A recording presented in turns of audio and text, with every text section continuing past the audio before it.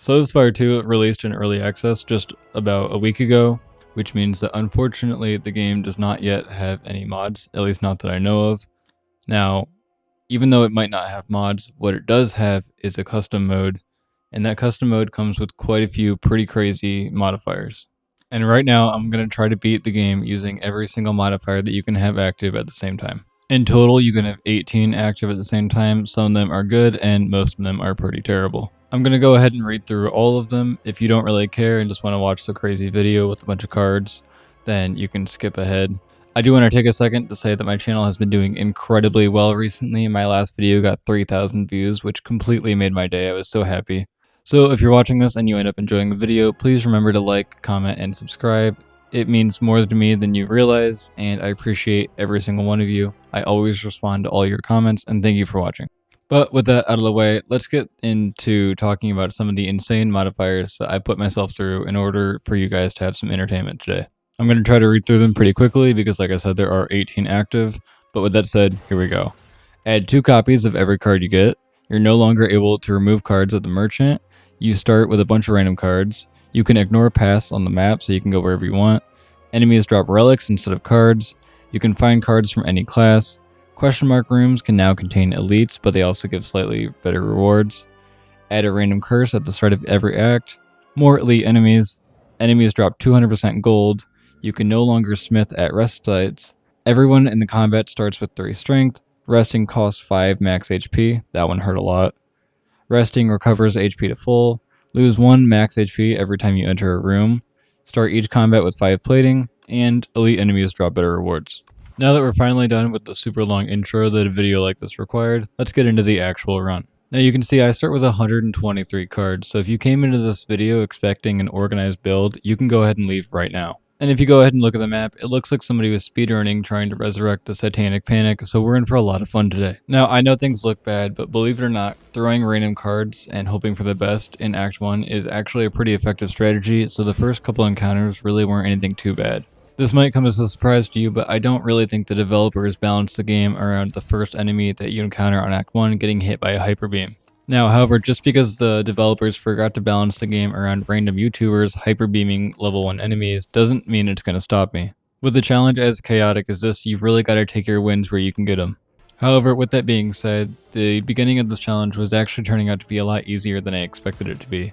Turns out when you just throw random cards at things, and most of those cards being legendary, they die pretty quickly. However, I know that you didn't click on this video to watch me have a good time. You clicked on this because you wanted to see me feel pain, and that hurts, to be honest. But luckily enough for you, that's exactly what happened soon. Act 1 may have proven to be pretty easy for me, but the consequences to hyper-beaming actual babies quickly caught up to me in Act 2. Because of the insane amount of max HP drain, my max HP ended up being all the way down at 43, and we're only 2 acts into the game. Combo this with the insane amount of elite enemies that I was forced to fight, and it shouldn't take a genius to figure out that I wasn't going to last very long. But if I'm being honest, considering that this was my very first time attempting any kind of challenge like this, I was actually pretty happy with how far I made it in my first run. For my second run, I decided to play as Ironclad. I was hoping that the regen on every combat would help me more than Defect did, and generally I think I was correct. I also got pretty lucky towards the beginning with the Strangle cards, and I found out that if you stack them like 3 or 4 times back to back in the same turn, that they can end up doing quite a bit of damage, and they're pretty cheap to play. And the fact that that Whetstone upgraded 2 of them just made it even better. Now, unfortunately, whenever I enter a rest site early on in this challenge, it's strictly a negative thing, because I'm usually at full HP anyways, and it always takes 5 HP away from my max, and I'm not able to leave without interacting with it in some way. So, at least for right now, resting at rest sites is pretty much always a net loss. Thankfully though, I still went into the boss fight at max HP, and I was at higher HP than I was last run, with it being at 55 as opposed to 43, which was a good sign. One thing that I also had fun with this challenge is it had me use a lot of cards that I wouldn't normally play. Like Strangle, for example, isn't a card that I usually take, but I found out with this run, if you ever find out that you have like 23 of them in your deck, they can actually be somewhat reliable. Another thing that is kind of interesting playing this way is even though you do have a set amount and certain cards in your deck, it kind of doesn't matter, like considering how many that you have. So it kind of seems like every time you draw your hand, it's just random and you have to deal with that. Especially with all the cards being from different classes, they interact in some pretty cool ways. and it's not something that you would really normally find out unless you were playing like this. But with that being said, it didn't take me very long to finally finish off the final boss of Act 1, and we could finally move into Act 2 for the second time. Now, I think it's important for me to say that as soon as I entered Act 2, I got 3 normality cards put directly into my deck, and that's going to really hinder me later on, considering that I can only play 3 cards whenever I draw one.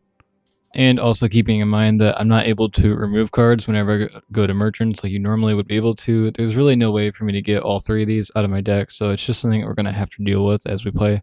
What I'm doing though as I scroll through this deck is looking for a card to play imbued on, which means it's going to play itself right at the beginning of each combat, and I chose Corrosive Wave, so whenever we draw cards at the first turn of a combat, it's going to apply 3 poison to each enemy, which is a pretty good thing to start with. I was noticing that with a lot of the cards that I had this run, it was pretty easy to walk into a lot of combats and just immediately kill whatever I was fighting on turn 1, but if I wasn't able to kill them on turn 1, I usually took a lot of damage, so it was a pretty risky way to play. Another thing to think about is, since I have 200% increased gold on, I kind of got into the habit of whenever I would walk into a merchant, I would just try to buy as many relics as possible, considering that adding more cards to my already overfull deck wasn't exactly a winning strategy. My thought process was that if I could get enough relics, then hopefully I'd be able to rely more on the relics than the cards themselves, since the cards are completely random, and at least the relics are something that I can control. And I know that I said I don't really want to add more cards, but these Exterminate cards that I added to my deck actually came in super clutch later on, and it's probably one of the best decisions that I made in the entire run. You can see that even if I don't have Vulnerable applied on the enemy, playing these Exterminate cards do an insane amount of damage early on, and it helps me with that strategy that I was talking about earlier by just trying to kill everything on turn 1 of every combat. This would have been even stronger if I was somehow able to upgrade the Exterminate cards, which is something that I was trying to do. I think though if the game had let me get away with that, I would have just completely breezed through this whole challenge, so maybe it's for the best that that didn't end up happening.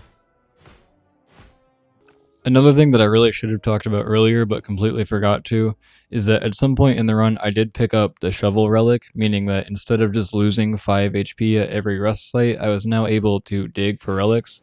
This not only helped me in my goal to obtain as many relics as physically possible to just bum rush all the bosses, but it also meant that I was going into these fights with a lot more max HP than I normally would have. I know 45 doesn't seem like an incredible amount, but it's actually a lot better than we were doing last time.